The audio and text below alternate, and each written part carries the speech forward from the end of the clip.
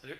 Première des choses, c'est un match aux allures de séries éliminatoires. Là. J'ai l'impression que c'était comme un match en prolongation de séries où il y avait quasiment rien de chaque côté, peur de faire des erreurs, vraiment très serré, très hermétique. Comment tu as vu ça de ton côté?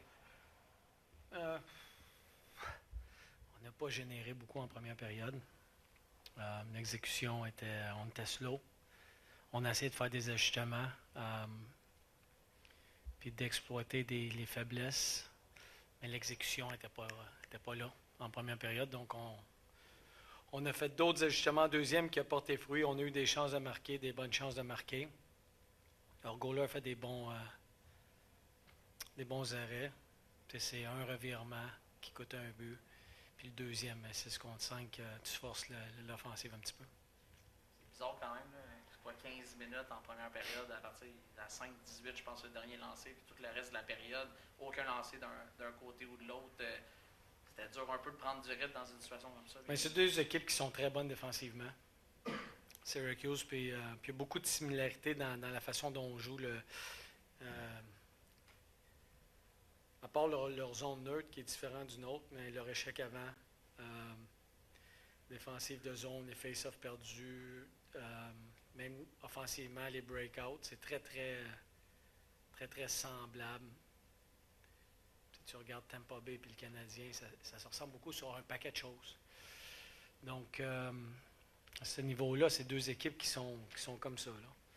Puis souvent, c'est une erreur qui fait la différence, puis c'est le cas ce soir. Oui, juste comment t'expliques un peu que ton équipe soit sortie à plat comme ça à domicile ce soir? Le sentais-tu venir ou ça t'a surpris toi aussi? Ou... Non, je suis pas. On a essayé de faire des ajustements avant le match par rapport au dernier match, des choses qu'on voulait voir offensivement, puis ça nous a peut-être ralenti un peu. Puis je pense qu'après la deuxième, on est revenu, mais puis il y a des choses, plus la première période avançait, mieux on exécutait, mais ça nous a pris du temps à assimiler cette information-là. Donc, après ça, la deuxième période, là, on a commencé à jouer un peu plus rapidement. Mais je te dirais que c'était gagner les batailles, les 50-50, les époques 50-50 qu'on ne gagnait pas, donc à ce moment-là.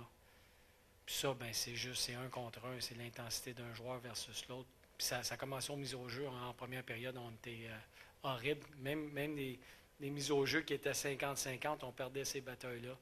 Donc, la desperation qu'on dit là, en première période, pour Syracuse était plus élevée que la nôtre.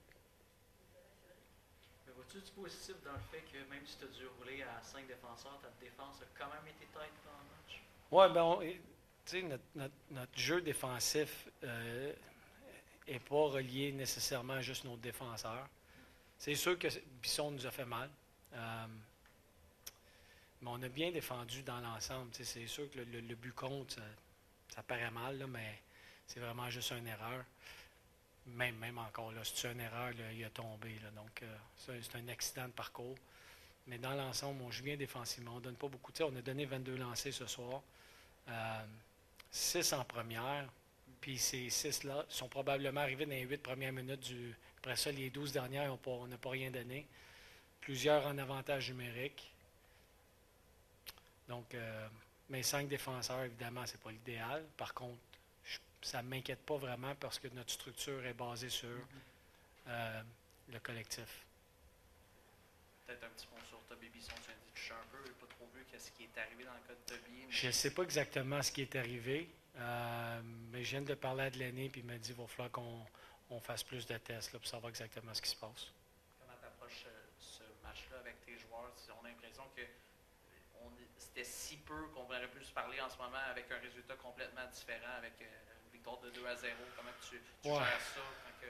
Quand tu ne marques pas, c'est sûr. Fait qu'on va regarder là, pourquoi on n'a pas généré d'offensive ou on n'a pas généré assez. Évidemment, unité spéciale, le piquet bien fait, powerplay bien fait. Je vais regarder le match avec les adjoints.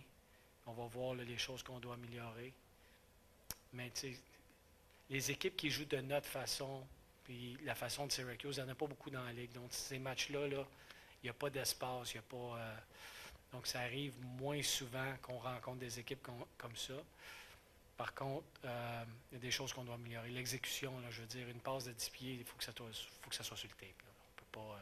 Je pourrais parler de système toute la journée, puis de X et O's. Si les passes sont pas sur le tape, c'est difficile de générer l'offensive. Peut-être nous dire un petit mot de qu'est-ce que tu as pensé de Josh Jacobs aujourd'hui. Ça faisait comme presque un mois qu'il n'avait pas joué, puis justement, là, il arrive dans des conditions quand même difficiles. Il a bien fait, il a bloqué des tirs, il a été bon défensivement. Plus le match je le trouvais plus confortable, plus le match avançait.